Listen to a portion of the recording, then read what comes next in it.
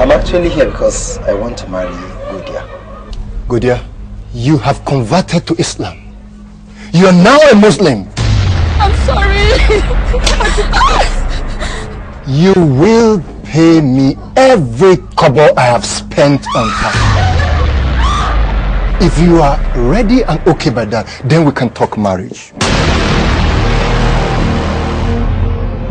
Haba Abdul, wai ka rasa wacce zaka ce kana so sai ɗan Allah masu fitsari a tsaye. Wannan auren ba dan kuma yake son yi shi ba illa dan yi taimako. Akwai wani hadisi na manzon Allah sallallahu ta'ala alaihi wasallam yake cewa duk mutumin da ya ga ana aikata wani mummunan abu ya ji bai wannan abun a cikin zuciyarsa to za su yi tarayya da mai aikata wannan abun a cikin zane. Mutum da addininsa, daraja da soyayyar Allah su ƙara tabbatuwa ga babban bawansa mafi daraja mafi ɗaukaka annabi Muhammadu Rasulullah sallallahu alaihi wasallam. Ka yaƙi da harshenka domin ka tattago mutane daga kan mummunan hanya ka ɗora su akan kyakkyawa.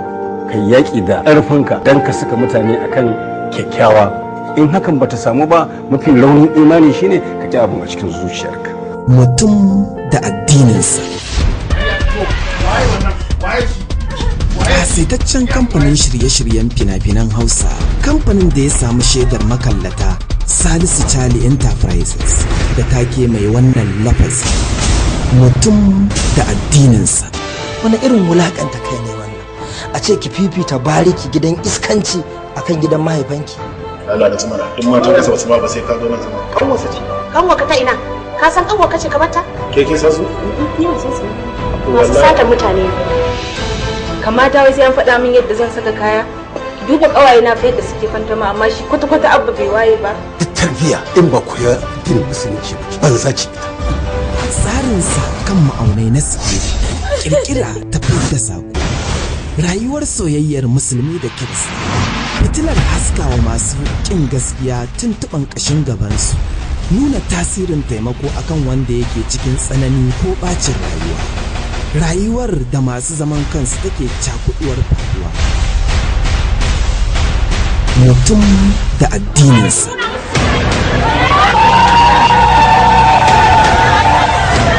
Kaɗuwar gigicewa, bugun damuna mai guguwa, kunsassun darasai ta hanyar nuna adalci da gaskiyar musulunci da jerin ma'anoni da manufofi kan hanyar ilimi. Ku tallafi wanda ya zama bashi da shi, ku biya bukatarsa, ko kuma Allah zai sa kuna da wata bukata a wajen Ubangiji shi ma biya mu. Mutum da addininsa.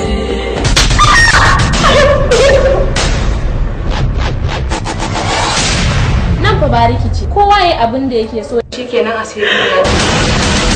Mutum da addininsa. Ɗaukar nauyin shirin babu jogani. Ingantaccen gini ta fasalin shirin fina-finan Hausa. Salisu Charlie da shirin Mutum da addininsa. Shiryawa daga aikin Nazir Dan Hajiya. Tsammanin shiri mai ingancin gani. Mutum da addininsa. Wanda ya bada umarnin shirin ya fito da kammaluwar gamsarwar makallata. Hussein Ali Muhammad. Mutum da addininsa. Mutum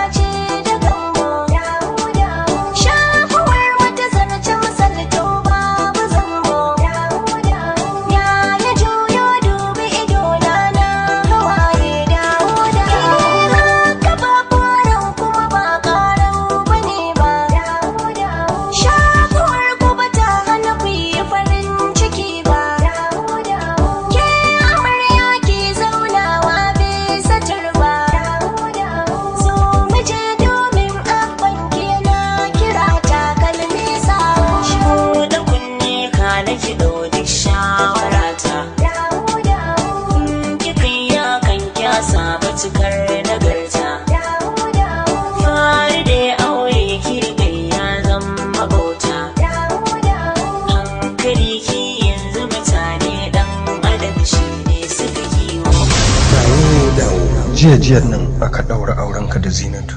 To ina so ka shirya domin nan da awa ɗaya wani auren zai hau kanka. Jefa anta ta tare a gidan mijinta kuma a ce yau ni ma in koma in zauna a matsayin matarsa. Ki fita a hanyar mijina. Kar ki yi tunanin cewa ke yar uwata ce. Uwa ɗaya uba ɗaya. In dai akan Abdul ne to kowa zan iya shata masa layi wallahi. Ko mutuwa za ta yi sai dai ta mutu amma ba za a yi ta dawo ba. Abba zan mutu wannan ya ba. Akan mu bar yarinyar nan ta mutu wallahi duk matakin da zamu dauka dole ne mu nemi mafita ko da duniya za ta yi mana dariya. Dawo. Shirin Kabugawa Productions. Yar uwa ta Farida, kai ki bari ciwon san Abdul ya zama a ce ki tausaya mu. Tunda aka haife ki taɓa neman wani abu a wajen ki na rasa ba. Wallahi anti, ni ma ina son sa. Kuma ba na son rabuwa da shi. Amma ko dan kan na mutu, ko dan ɗan da ke cikin ciki na, ko dan farin cikin iyayenmu, za ki tausaya min Farida. Me yasa kika saki hannuna? Dan Allah ki miƙo hannunki. Ki sake rike ni. Tun ina karama kike rike da hannuna baki taba saki ba sai yau. Kin nuna min cewa rayuwar ƴar uwarki ta fitawa rayuwar muhimmanci. Duk wanda ya tsiratar da ran mutum daya tamkar ya tsiratar da rayukan mutanen duniya ne baki daya. Ko ba kai bane ka karantar da ni wannan karatun? Yanzu lokacin amfanin yayi? Kake so ka hana ni? Dawo.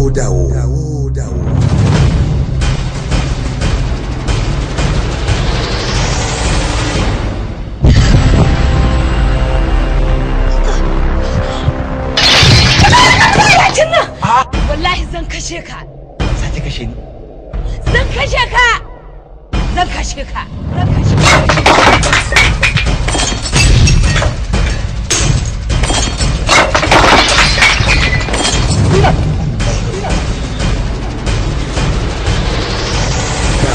Dawo. Hidaya! Sara! Menene? Sultan ne ya siya min mota. Wai wedding gift din muke nan. Da sanya. Na yi mamakin kuma da so. Duk yadda na kai da kin matata, ai dole in kishi.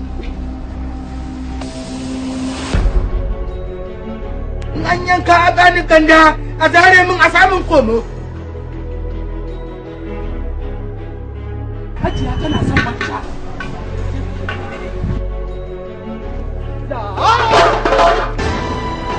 Ai baka da hankali. Manja ka zuba mun bebe. Hajiya ta kira ni ta ce mun kina buƙatar kurma miki manja. Ƙawayen amarya.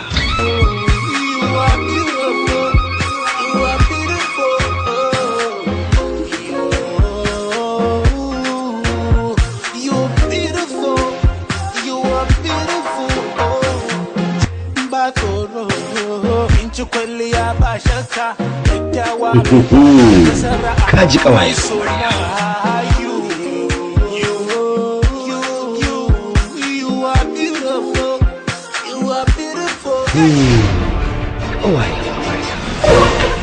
Haka ka san ni ce kilo mata a gidan. Domin ta kudin ubana aka aro su. Me gurguwa za a samu. Bai da Allah saurara. Me gurguwa. Dadin abin da kowa ya ga alkaki ya san daga cikin zaki ya fito. Yo ai duk wacce ta auri mijin wata dan kudin sa. To cin arziki ta. Ƙawayen amarya. Me kike da shi? Duniya ta san nayi muku fintin kau ta ko ina wallahi. Mu shiga daga cikin ba sai mu sasanta magana ba. Kaga malaka kake ni ka maida ni gidan. Bai yiwa. True Effect Empire presents Ƙawayen amarya.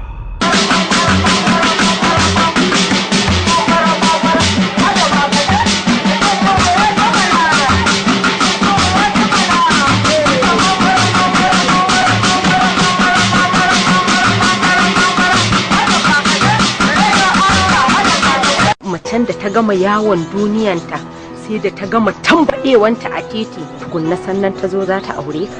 Wannan magana ƙarya suke. Zo mu je gaban su maimaita abin da suka faɗa sai ka ta su. Ai wallahi sai mun rama. Ƙawayen amarya. Ina so ka je ka so maka bisa. dan an ce ka ga sun ba gidan ɗanta da bani. Amma yanzu kin ga dare yayi. Yaya za a yi a ce kina yar malamai ki auri wannan me zaki da shi? Ka ji kawayen amarya. Da Allah ki bani aran angon ki mana zani magana da shi. Kausar ka kire na mun hankali. Ki dauka ban san irin halin kawayen amarya bane? Kawayen amarya.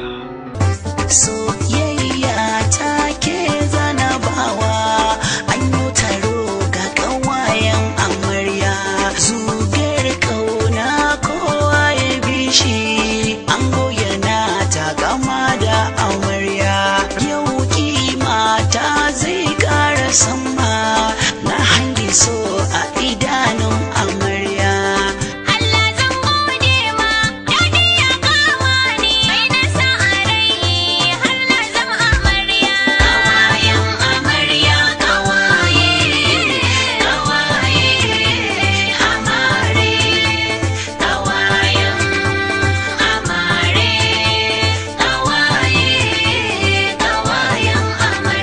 Kawayen amarya. Duk sarakin da babai bani na sa a ciki kuma babu fa. Inna lillahi wa inna ilaihi raji'un. Ashe wayata tana cikin jakar matarka kuma aka ce min ni nayi mata taxi. Wannan wani irin magana ce me zan yi da wayanka? To Allah gafara ta. Ƙarya aka yi? Ƙarya kike. In kuma ba tsoro ba a duba. Gata? La hakila. Waya janata? Me kawo ni kuma cikin jiki? Sigari. To na rantse da girman Allah sai kin bar gidan nan. Wishin ke wace ce mutum nawa? Ban gane ba kamar ya. Kai sauri ka je maraya, ka je ka kira mun malam mai rukiya.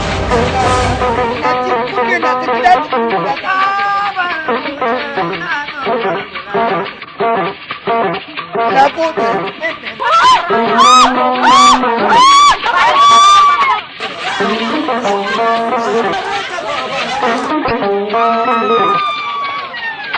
Akan ne ne kana mara kidan garaya ƴaƴan mu suna ta zubewa suna hawa aljanna. Dan burbura da burbushe na gansu ga suna nan gudu. An sa shi zuba muke sai me? Waye guda wannan kana roman? Billahi lazi kai.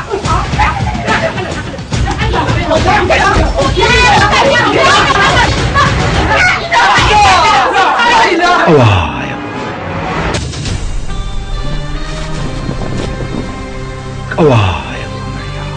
Inna lillahi wa inna ilaihi raji'un. Al-Iman and Nadia's movie.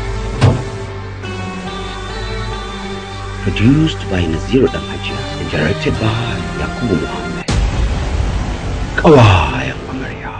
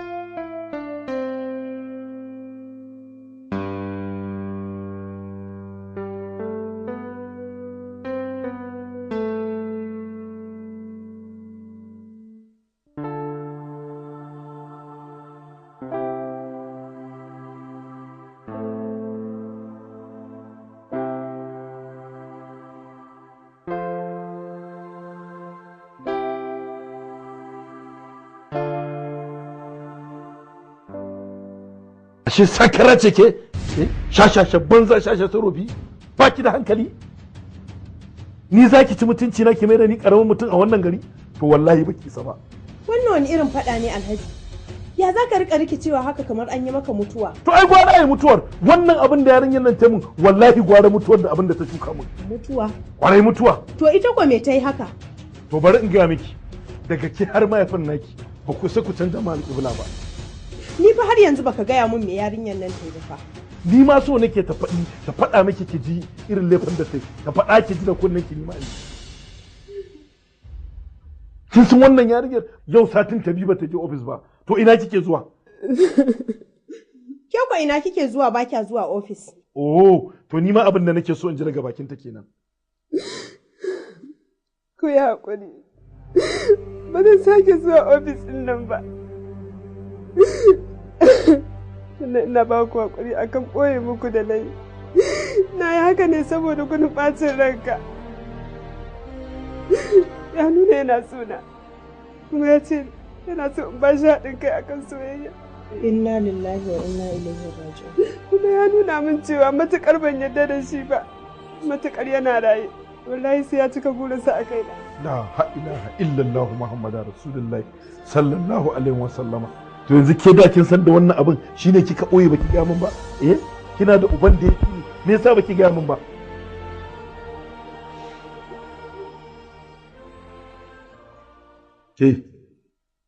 Ke kalle ni bari in gaya miki gaskiya duk irin wannan abubuwan da suke faruwa baki taba gaya kowa ba me yasa baki zo kin same ni kin gaya min ba to wannan makircin babu wanda ban sani ba magana ce na riga na ba da ke ko ba zan koma baya ba da kina zuwa da ba kya zuwa da kina son sa da ba kya son sa aikin gama ya gama na riga na ba da ke kuma aure sai an yi shi haba Alhaji mutum ya ce zai neme ta kuma ka tsefe ka ce sai ya haba da Allah. To bari in ga miki idan har ni ne mahaifin naki to wallahi sai an bi umarni na a gidan nan in ko ba haka ba sai dai ki je ki nemi ubanki a can kwararo. Mutum ya ce zai neme ta?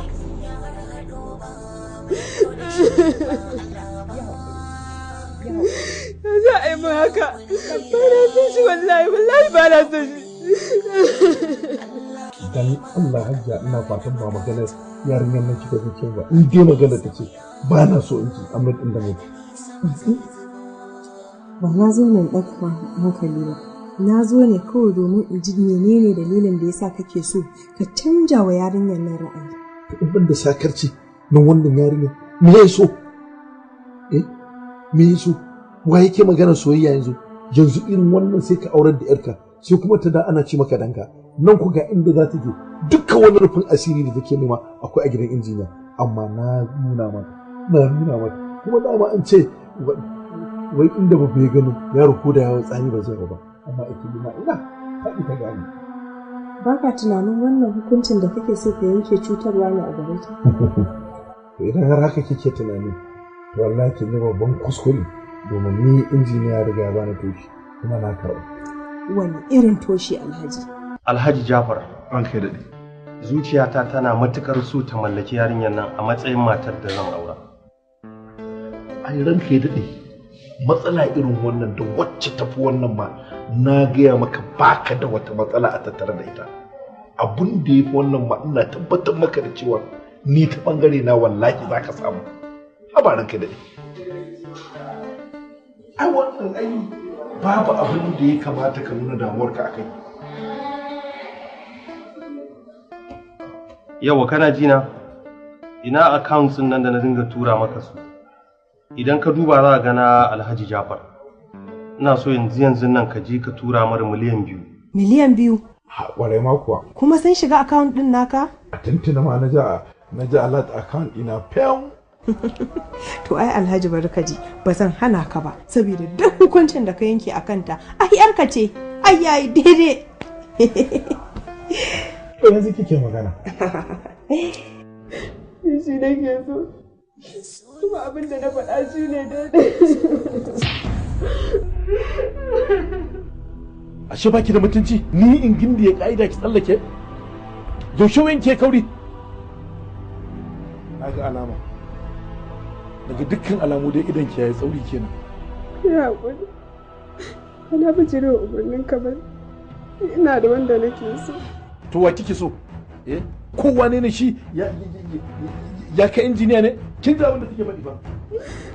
Gaskiya ni shi nake so sai dai ko me zai faru ya faru.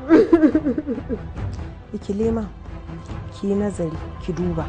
Da wanda kike so da wanda aka zaben miki, wanne ya fi dacewa da ki? To duk wanda kike so ma shin duk kuɗinsa ya kai injiniya ne? In kuma ya kai kuɗin injiniya ai bai kai shi ɗaukaka ba. Idan kuma ma ya kai shi ɗaukaka bai fi shi mulki ba. Muna faɗa kina faɗi? Wallahi shi nake so. Ni kuma me zai faru da ni ya faru da ni. Rima, ki daina musu. Ya za ki tsaya kina musu da mahaifinki?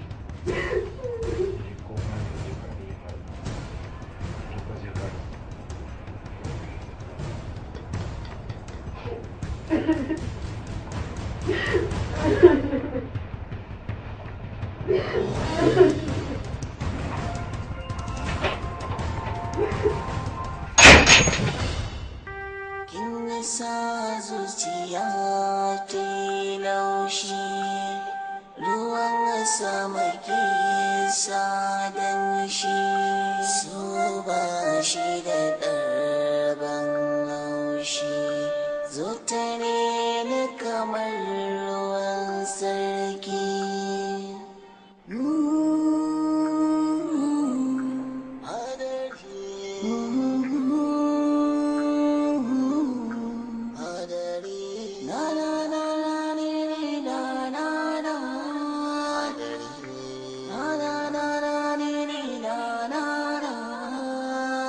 Wai kina nufin baki san da ta gudu ba? Ni ma ban san inda ta tafi ba. To bari in gaya miki, ki gaya mata idan bata sani ba ta sani. Wane ne injiniya? Injiniya yakan yi duk abin da ya ga dama akan abin da yake so. Idan har injiniya baya son ka, to duk matsayinka duk taurin kanka in ka yi yunkurin ka tsallaka gonarsa, sai ka gano wane ne injiniya. To ai dai idan wannan magana kake faɗa ko mu ma har da mu a ciki sai mu kiyaye. Wannan gaskiya ne. Kin ga ta jawo mana matsala kenan. Babba ma kuwa ba ɗan ƙarami ba. Allah ya gani na ci kuɗin injiniya.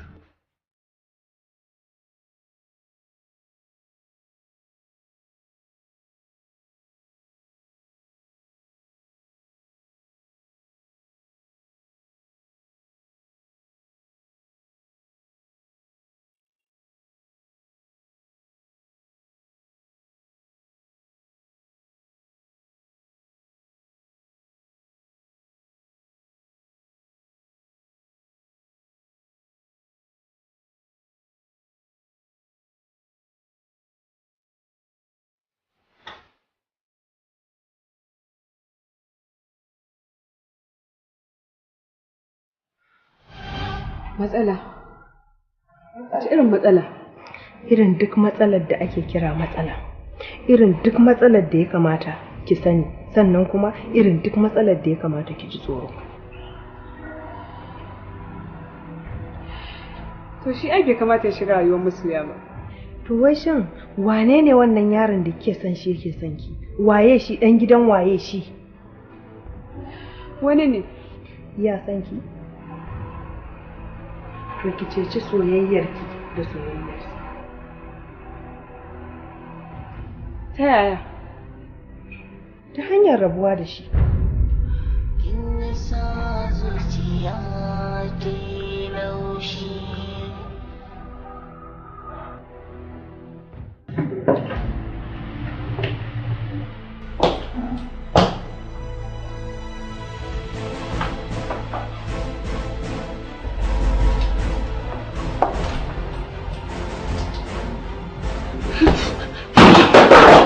Me ka kawo gidan nan?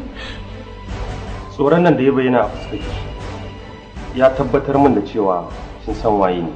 Hakan ya burge ni. Kin ga abin da na zo yi zan yi shi cikin sauki kenan. Me ka zo yi a gidan nan? Me ya kawo ka cikin gidan nan? Me ka zo nema a inda ba ka bukatar abin nema?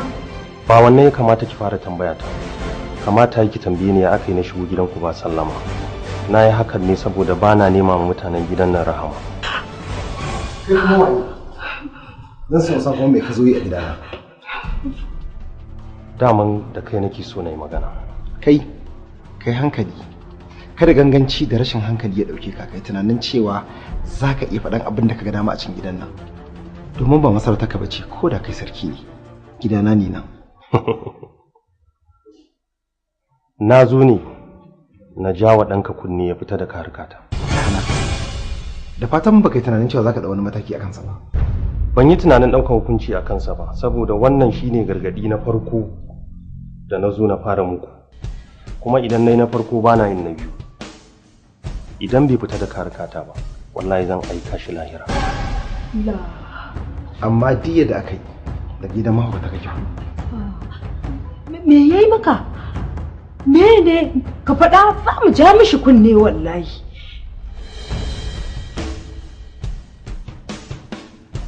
Ina so ne ya fita daga hanyar ikilima, domin ikilima ba tsararsa ba ce, kuma ni ba a haɗa nema da ni. Idan yana jin magana to ku ja mishi kunne ya fita daga hanyar ikilima. Idan kuma ya ƙi yin hakan, to ku yi duk yadda za a yi don ku kare shi. Ni kuma zan yi duk yadda zan yi na ga na aika shi lahira. Idan kunne ya ji to jiki ya tsira. Ku zo mu je.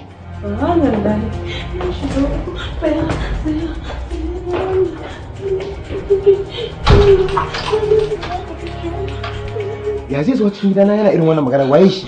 Me ya ɗaukansa? Wai shi ne ya kashe mijina ta yarba. Ka bi shi Allah. Ka da hankali. Zan yi magana.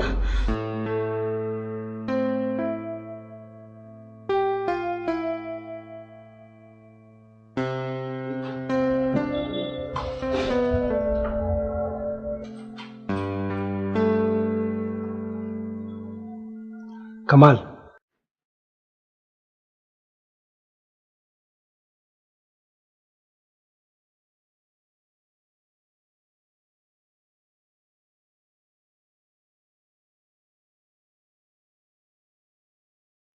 Allah ya sa ba jira na kuke yi. Kai muke jira. To mene kuma na ga yau na dawo da wuri ban yi dare ba. Ba wani laifin bane. Ba laifin rashin zuwa da wuri bane. Wani laifin ne daban. Wannan laifin da ke ƙasan nan ya fi ƙarfin laifin dawowa da wuri. Kamal. To mene kuma in ma gaya mu? Kamal. Me yasa ba ka jin magana ne eh? Akwai ta yarinya mai suna Ikilima. Ka san ta? Na san ta. Allah ya sa ba cewa za ku rabu da ita ba. Idan muka ce ka rabu da ita za ka masa kenan. Kamal, idan mun ce ka rabu da ita kai ba za ka rabu da ita ba ne ko me kake nufi? Ka fi son ka ɓata mana rai da ka rabu da ita? Ban ga illata ba umma. Gaskiya ba zan iya rabuwa da ita. Ni gaskiya na lura a nan gidan ba in ciki na ake so ba farin ciki na ake so ba. Ni ba zan iya rabuwa da ita gaskiya. Idan baka bar yarinyar nan ba, za ka iya barin gidan nan kenan. Wato yanzu abu ne kuka ji maganar mu wanda ka fita gidan nan kenan. Ko?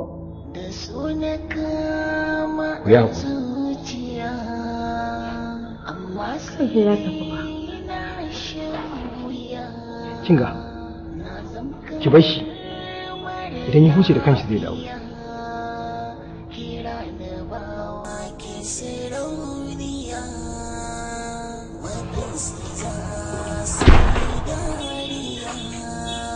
Umma, ki koma kawai, ki koma. Ba kwa son farin ciki, ba kwa son abin da nake so.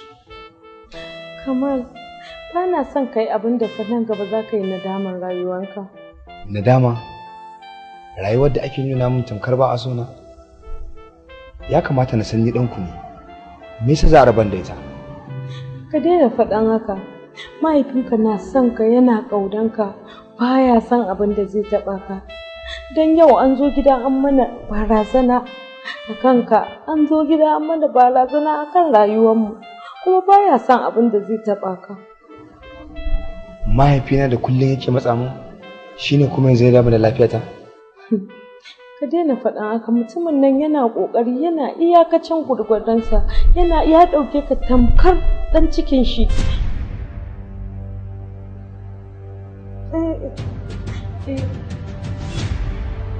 Ya ɗauke ka tamkar ɗan shi na cikin shi.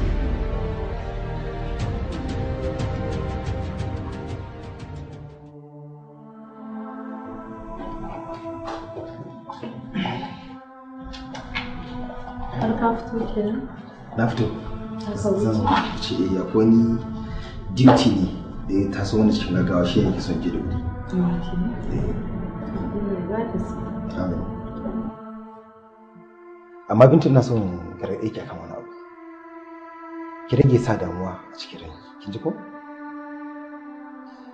Ba za ki taɓa jin daɗin rayuwa ba sai kin rage yin tunani. Har yanzu ya ki dawowa.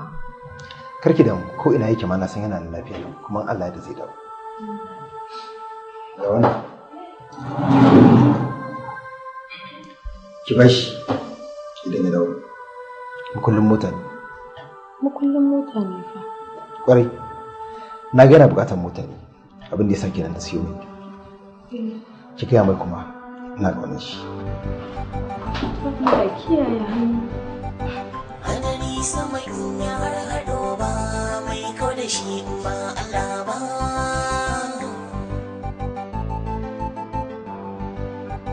Hadari hadari hadari hadari hadari hadari hadari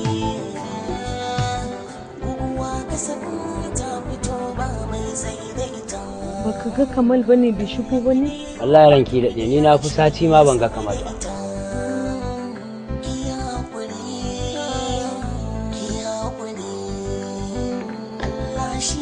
Wa alaikum salam ranka ya daɗe baka zuwa.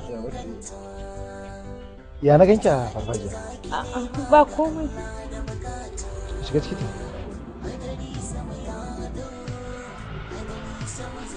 Kar ka faɗa mishi fa bai shigo gida. A ba za a gaya maka haka ranki. Shi za a yi maka.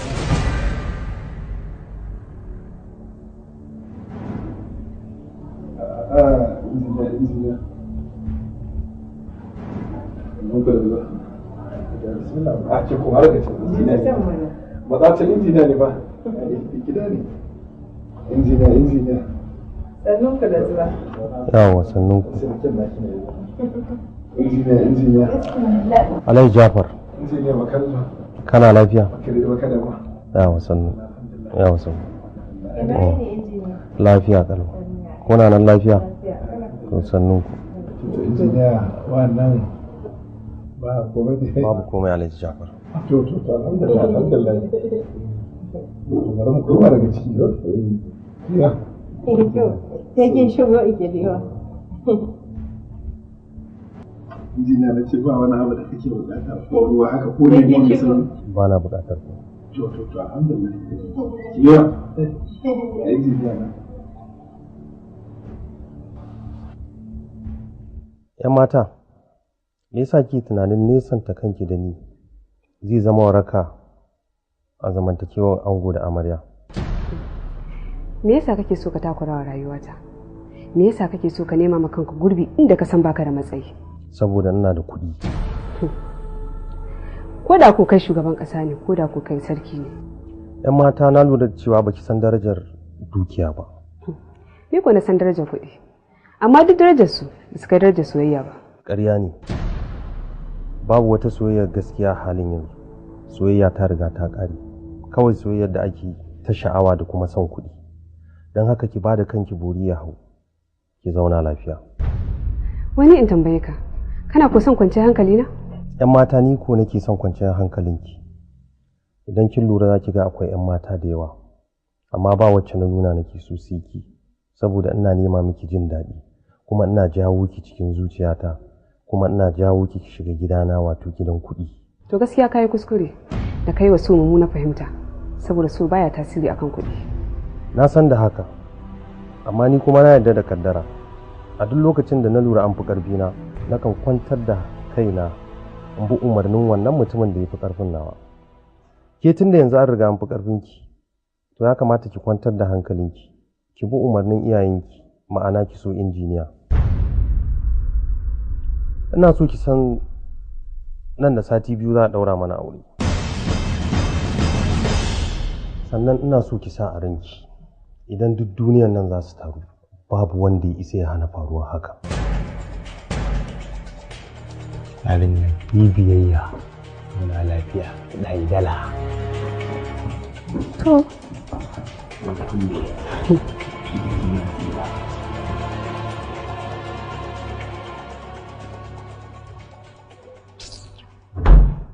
Kin san me yake faɗa kuwa? Abin da na faɗa kake so in sake maimaitawa. Cewa nan da sati ɗaya za a ɗaura mana aure ni da shi. To yanzu me abin yi? Me kike ganin zamu yi yanzu?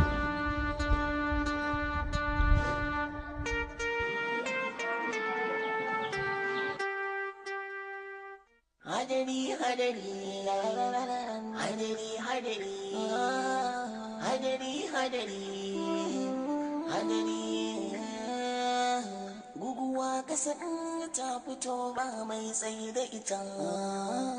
Allah da yayo duniya shi ne ya san da ita. Ki haƙuri, ki haƙuri. Allah shi ne ya yi rayuwar ki ya inganta. Mafita ita zaki nema ga Allah da bukata. Hadari sama ya haɗo, hadari sama zai zubo.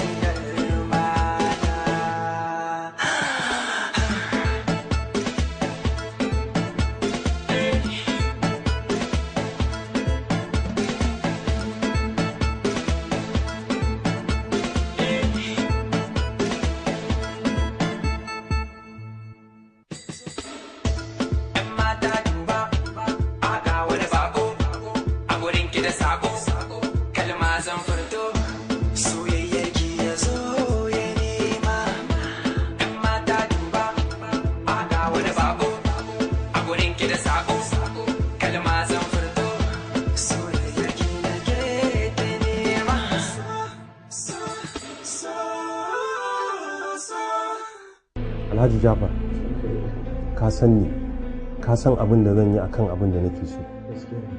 Duk abin da zan yi a duniyar nan don na mallake shi, nakan yi don na ga ya zo hannuna.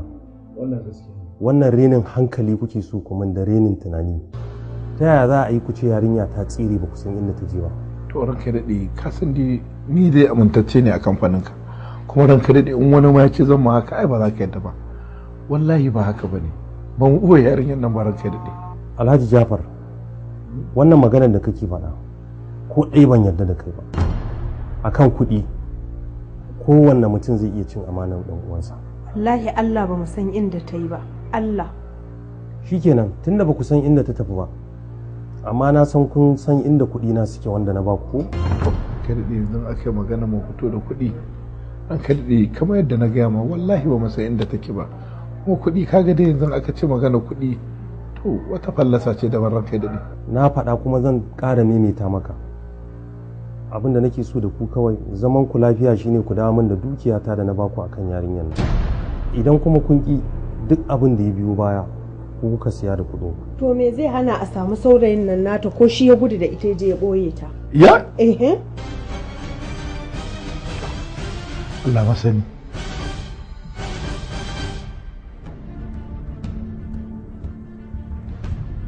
Ai, mun kika wahala ba.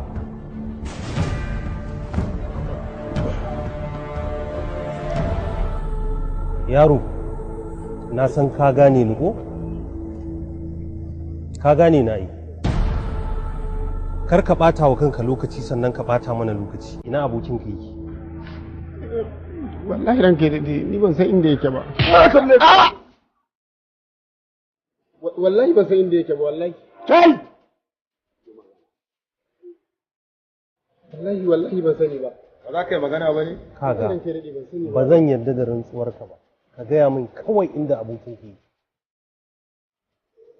Ba zan magariya ba wallahi. Idan Allah kare na mana hankali da Allah ana ma magana mu kananan yara ne. Jalish. Na yarda da rantsuwarka. Amma abin da nake so da kai shine idan ka haɗu da shi ka gaya mar ya fi iska gudu. Dan wallahi idan na gan shi ba zan taɓa mishi da kyau ba. Ka fahimci abin da nake nufi? Tashi ka ware. Ku rabu da shi. Bai san inda yake ba, da ya sani ba zai mana karya ba. Zo mu.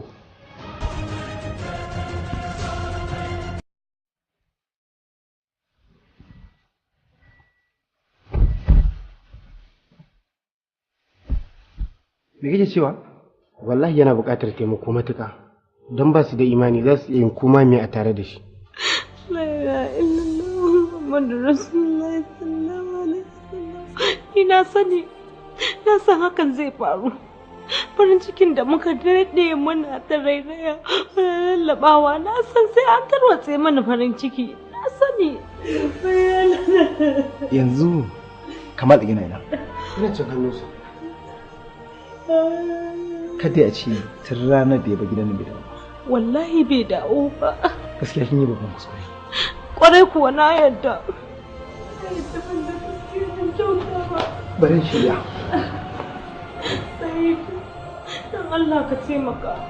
Kaga yaron nan ba shi da kowa sai mu kaɗai.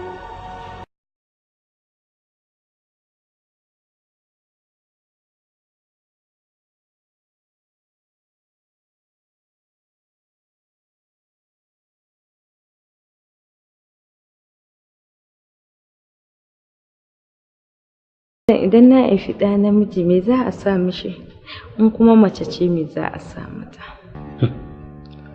Halima kenan. Wato akwai wata damuwa da take tattare da ni. Damuwa kuma? Kwarai kuwa. Kin san yaron nan injiniya kanan Alhaji Ismail. To na kama musu kaya. Mutumin nan yana kirarin sai ya kawar da ni. Ina tsoron mutumin nan ba. To kadda ka ce min mutanen nan ne da suke da ɗaurin gindi a gwamnati. Tabbas shi ne.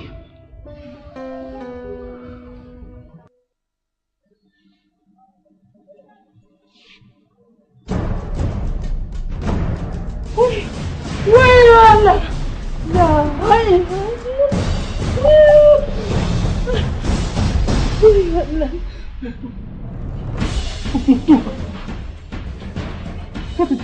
Alhaji Ismail.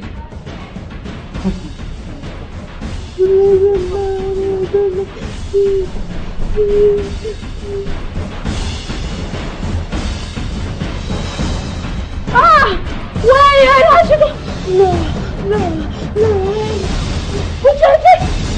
Inna lillahi wa inna ilaihi raji'un. Allah ji kan Tahir. Allah mai rahama. Amin ya rabbi. Abin da zan gaya miki shine ki dau hakuri da dangana.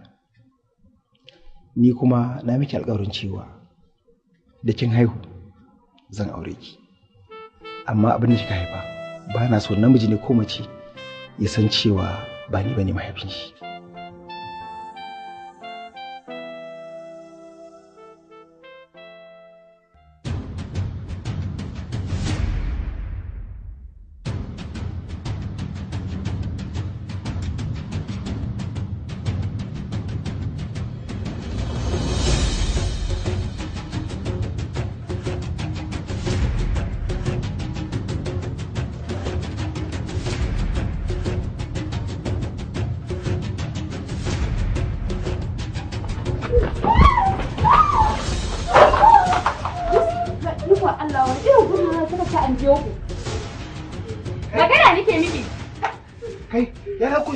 Gida haka guje anya ko lafiya? Ni ma abin da yake tabbata take ne mai gida. Suwa mu ga mutane. Suwa! Kai kai magana mana. Mu ga mutane ne baba. Mu ga mutane suwa kenan. Zaki magana ba? Kawo da kai. Kawo a kawo.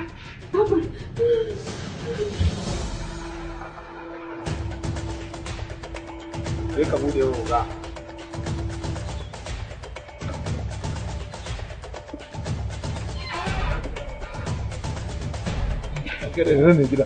Ka shiga ka fito da ita.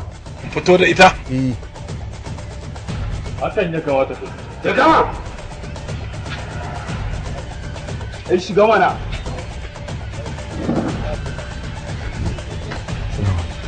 Alhaji ba.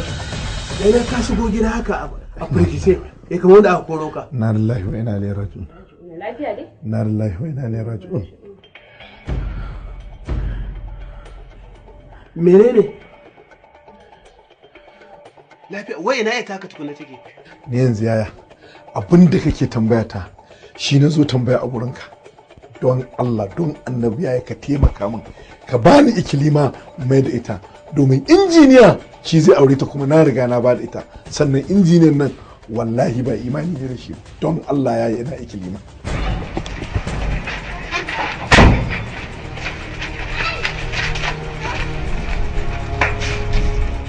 Wai da ka ta Alhaji Jabaru.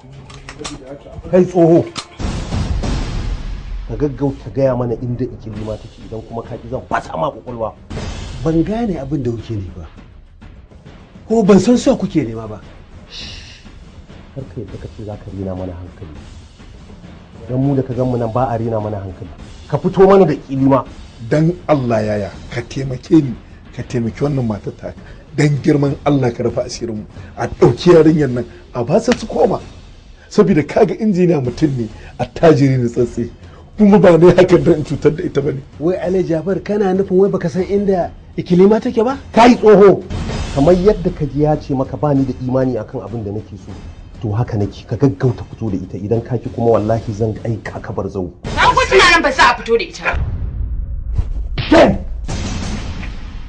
Kamare ni? Amma dai ki yadda ki fata min rai.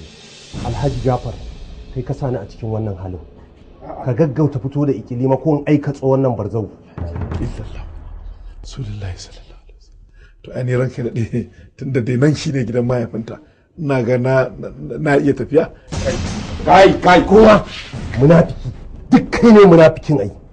Ka fito mana da ikilima. Ban san me kake ne ko ban san inda take ba kowa. Kai ku shiga ku duba min inda take.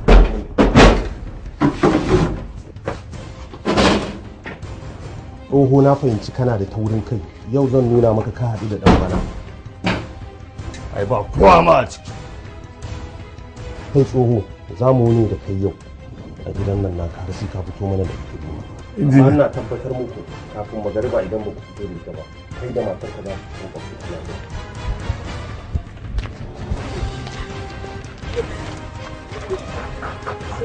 je mana ba zan tafi wallahi me yake shirin yi kenan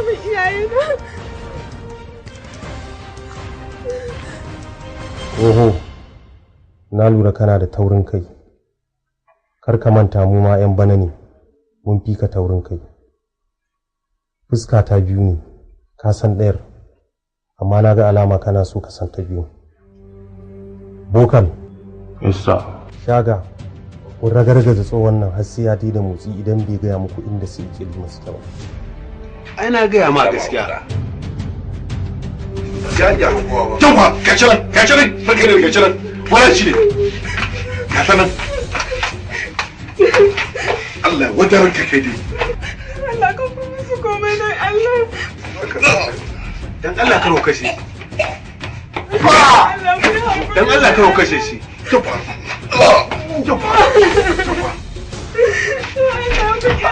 Dan Allah karo kashe shi. Ai baba. Tashi kai yau.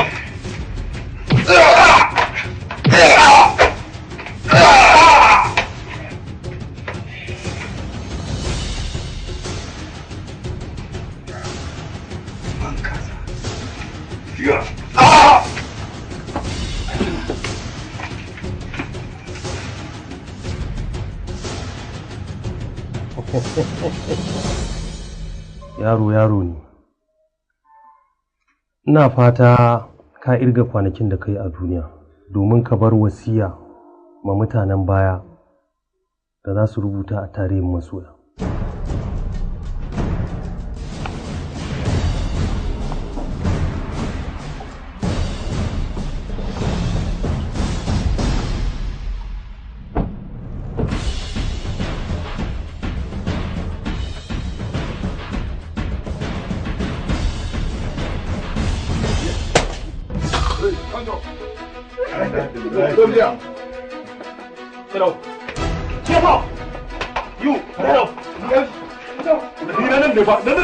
Wallahi ni nan na rantsa da Allah ne wannan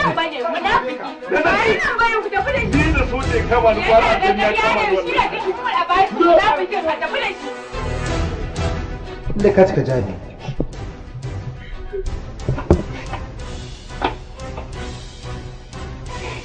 jarumi kuma kwarai jarumi wana tunda za ka jure irin wannan abun a soyayya amma ina so in ga maka cewa soyayya ba a yi mata haka yanzu da abokinka bai zo ya sanar da ni halin da ake ciki ba da shi kenan ka halaka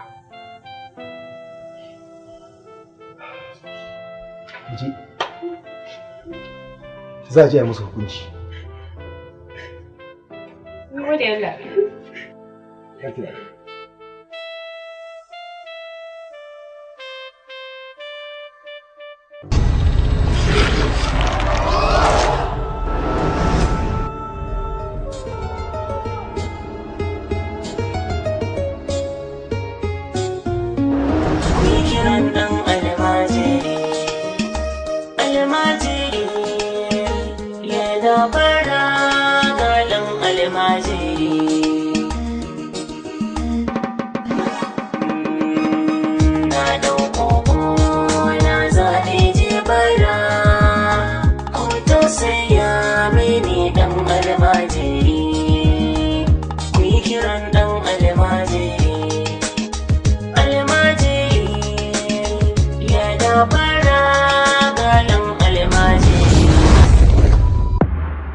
almajiri. Mijin baban yaron ne ba, shi ice yaron ya fitar daga gidan gaba ɗaya ba zai zauna tare da su. Ni saka gagara fahimta ta. Maza ka bar gidan da nace tunda ba gidan ubanka bane. Matsalar ki ɗaya ce, kin kwalla fare akan wannan yaron. To ni kuma yanzu sai ka gaya masa cewa matar babansa ta ce tattare nashi ya koma gurin uwarsa domin nan gidan matar babansa ne ba gidan ubansa bane. Dan almajiri.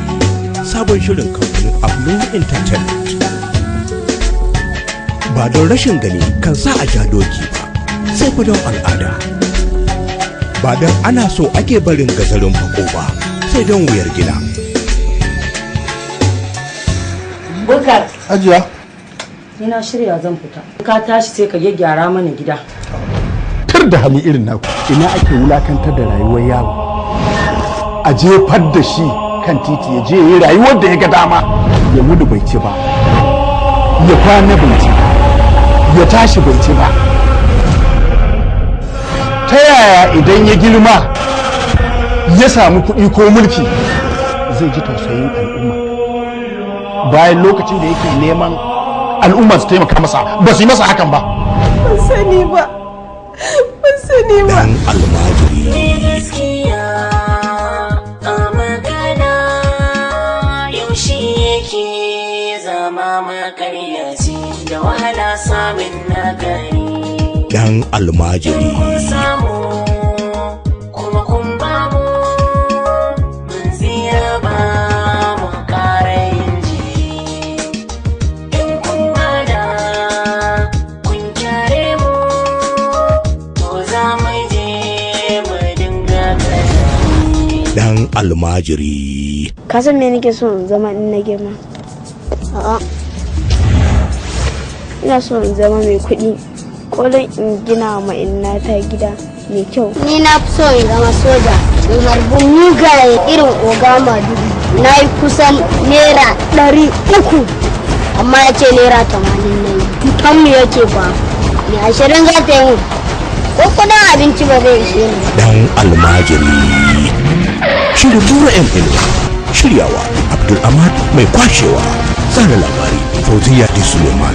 Kasuwanci da dillanci Khalifa Kofar Wambai. Allah ya zama shi da miji. Mutuciya annabiya. Ga kanan babban macuci. Ni ne ubansa da yake wato ni ne zan zama wahalarsa kenan. Ko? Dan almajiri. Mataimakin mai bada Aminu S.O. Bada Umar Sadiq M. Mafiya. Dan almajiri. Nemi naka a kasuwa.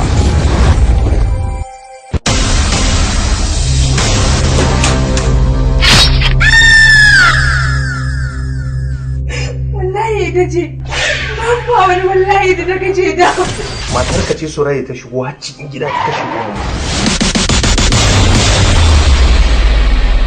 da wannan wuka kika kashe mahaifiyar dan na bude baki na ga cewa ta ce miki kishiya za mu binne ta in kashe ita ki kashe sannan kuma daga baya ku umarnin ta Gani bace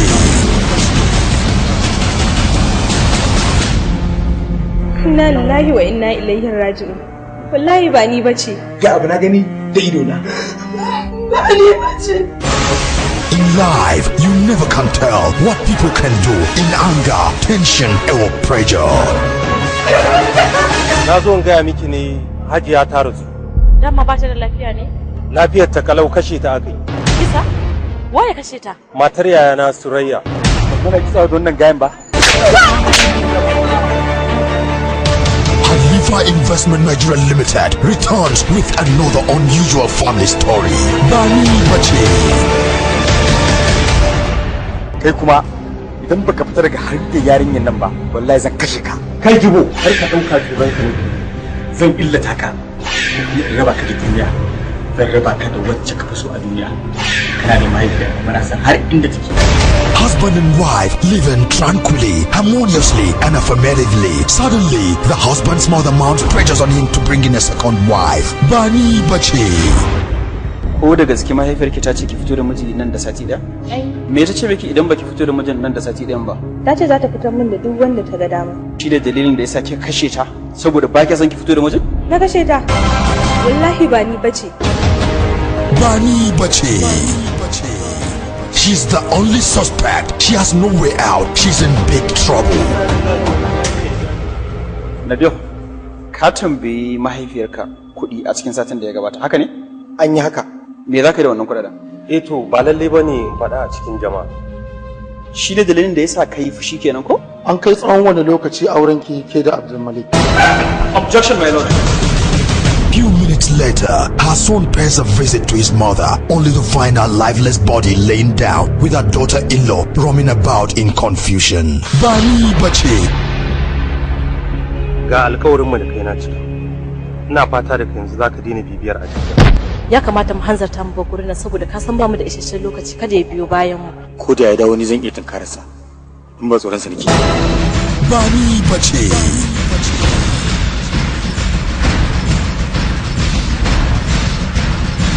Bani bace.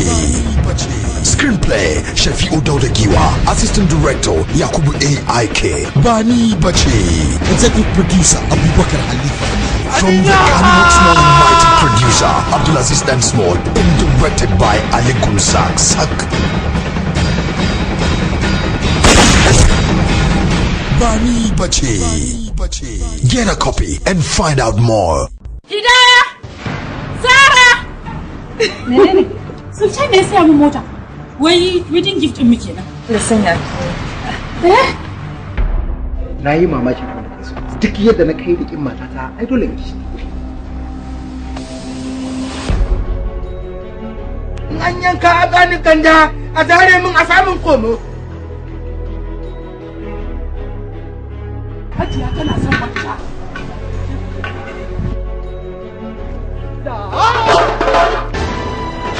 Ai baka da hankali. Manja ka zuba mun bebe. Hajiya ta kira ni ta ce mun kina buƙatar kurma miki manja. Ƙawayen amarya.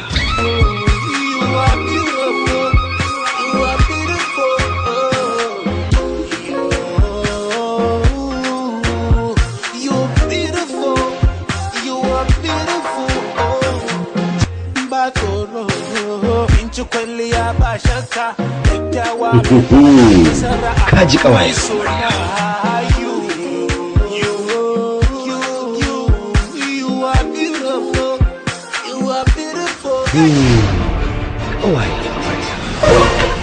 Haka ka san ni ce ki mata a gidan.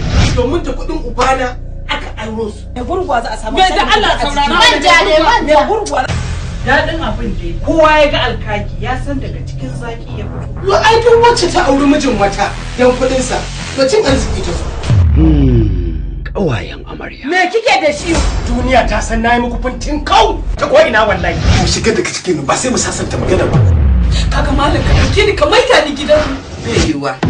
Who Effect Empire presents Ƙawayen amarya.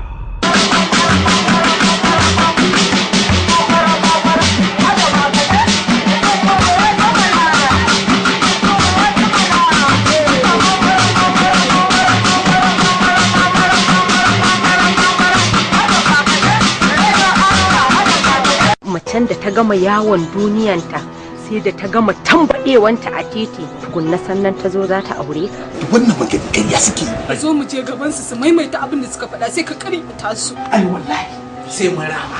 Ƙawayen amarya. Ina so ka je ka so maka bisin baki.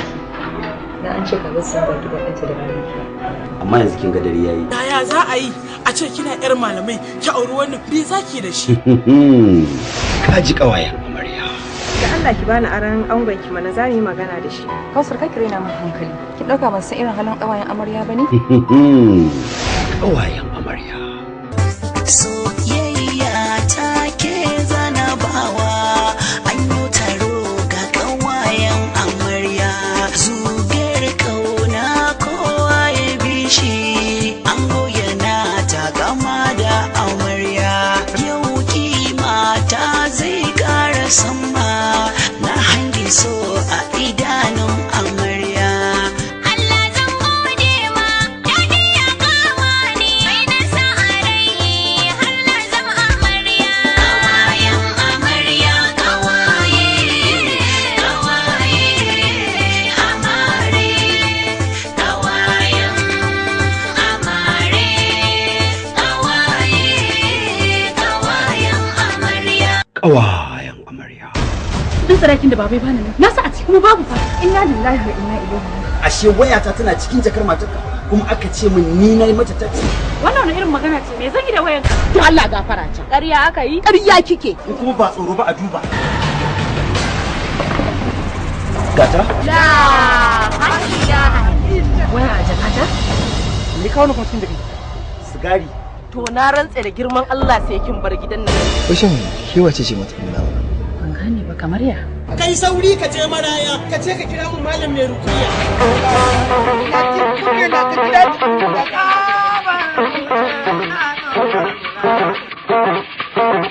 Na gode.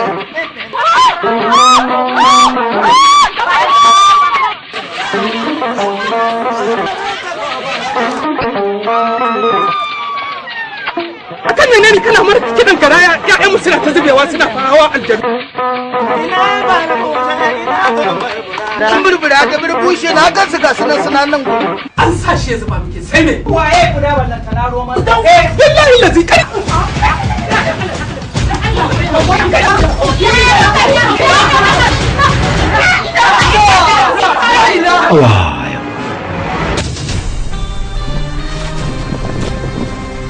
قوايا إنا لله وإنا إليه راجعون.